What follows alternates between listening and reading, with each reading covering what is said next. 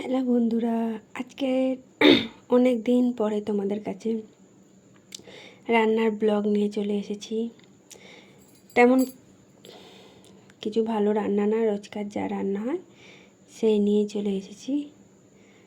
তো মোচার তরকারি হবে, মোচার ডালনা বলো বা তরকারি বলো, যে যেটা বলো।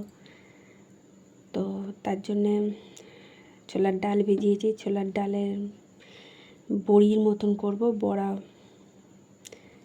তেমন কিছু দিইনি, ওতে কালো জিরে, স্বাদ মতো নুন, একটু ঝাল ঝাল করার জন্য লঙ্কা গুঁড়ো, হলুদও অ্যাড করতে পারো, সেই দিয়ে মাখিয়ে একটু বড়া করছি। এমনি ওটা তো তরকারিতে দেবো, যদি বড়া খেতাম ডালের সাথে বা কোনো ঝোলে দিতাম, তবে একটু পেঁয়াজ টিয়াজ অ্যাড করতাম, কাঁচা লঙ্কা অ্যাড করতাম। ভাজা খেলে আমি একটু রসুনও দিই, আমার খুব ভালো লাগে। তো আমি কিরমভাবে মোচার ডালনাটা করছি দেখো। পুরোপুরি নিরামিষ করছি না, রসুন দিচ্ছি না, পেঁয়াজ দিয়েছি একটু। আমাদের বাঙালিরা অনেকে পেঁয়াজটাও আঁশ মানে, তো একটু টেস্ট আনার জন্যে পেঁয়াজটা অ্যাড করেছি। তো ফোড়নে যখন দিয়েছি, কি ফোড়ন দিলাম, ভিডিও করতে করতে না মনেই থাকে না যে ভিডিওটা অন করিনি। ঝামেলা কি, শুকনো লঙ্কা, তেজপাতা, কালো জিরে, গোটা জিরে দিয়েছি ফোড়নে, কালো জিরে বলছিলাম। তো আলু টালু ভাজা হয়ে গেছে দেখতেই পাচ্ছ। জিরে গুঁড়ো, একটু কাঁচা ছোলা দিলাম। ছোলাটা যখন মোচা সেদ্ধ করা হয়েছে তখন ছিল না, তাই জন্য কাঁচা ছোলা দিলাম। সেদ্ধ হতে হতে ভাজতে ভাজতে ওটা সেদ্ধ হয়ে যাবে, খুব তো নরম করব না। আবার কি বলো তো, মোচার সাথে দিলে আবার মোচাটা একটু আমরা হাত দিয়ে চটকাই, মাখি বলে, মানে একটু না মেখে নিলে না ওটা তাকিয়ে থাকে, তাও আমি বেশি মাখাই না।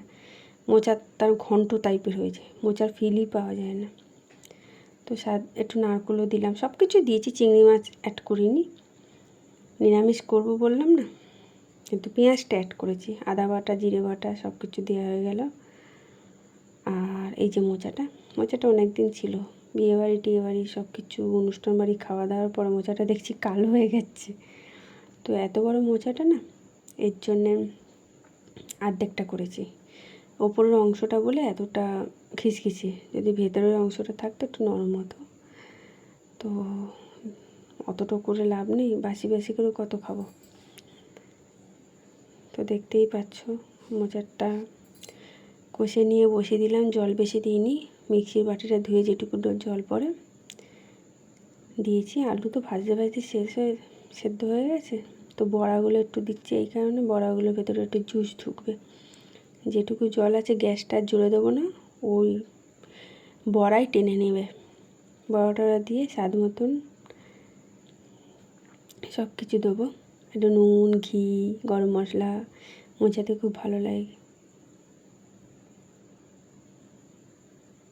আর সাথে দেখাবো ফলুই মাছ, একটা পাবদা মাছ ছিল, সেটাকেও দিয়ে দিয়েছি। এই আলু সেদ্ধটা বেশি ছিল, কি করব, ফেলে দেবো, এই জন্য আলু সেদ্ধটা দিয়ে দিয়েছি। এর সাথে ঘাঁটলে ওটাও ঠিক হয়ে যাবে। অনেক সময় তরকারিতে নুন হয়ে গেলে আমরা যেরকম জোড়া তাপ্পি দিই, সেটা এটাতে কিছু হয়নি, তবু আলু সেদ্ধটা রেখে দেবো, কার সাথে খাবো। এদিকে একবার ঠেলাঠেলি খাবে, ওদিকে একবার ঠেলা খাবে। হ্যাঁ, এই তরকারিতে দিয়ে দিলে বুঝতে পারবে না। তো এতে দিয়ে দিলাম, দেখতে পেলে ঘি দিলাম, একটু নেড়ে নিয়ে গরম মশলা দিয়ে একটু বসিয়ে রাখবো। যেহেতু বাটা গরম মশলা দিচ্ছি না, প্যাকেটের গরম মশলা, একটু তাকে ভিজতে টাইম দিতে হয়। দেখতে সেরকম সুন্দর হয়নি, কিন্তু খেতে সুন্দর হয়েছে। আমি ঘিটা এতটা খাই না, কিন্তু কিছু কিছু জিনিসে ঘি দিতে হয়, নাহলে তার টেস্টটা বোঝা যায় না। তো তরকারিটা তো নামিয়ে নিয়েছি বাটিতে, দেখতে পাচ্ছ এখনও ভাব বেরোচ্ছে। এই যে ফলুই মাছ একখানা নিয়েছি, আরও আছে, আর একটা পাবদা মাছ ছিল সেটাও নিয়ে নিয়েছি। এটাকে এবার সর্ষে বাটা দিয়ে ঝাল করব, ঝোল করে ঝাল করব। আর তো কিছু ঝোল হচ্ছে না, এর ঝোলে তো খেতে হবে, শুকনো শুকনো কী করে খাবো, গলায় আটকে যাবে। এটা ওই নর্মাল ভেজে নিলাম, ঢাকা দিয়ে ভেজেছি বলে দেখাতে পারলাম না। ভীষণ ফাটে বাবারে বাবা, গা মুখে মানে তেল পড়ে যাবে। কালো জিরের ফোড়ন দিয়ে তাড়াতাড়ি করে দিচ্ছি কেন, গোটা লঙ্কা দিয়েছি।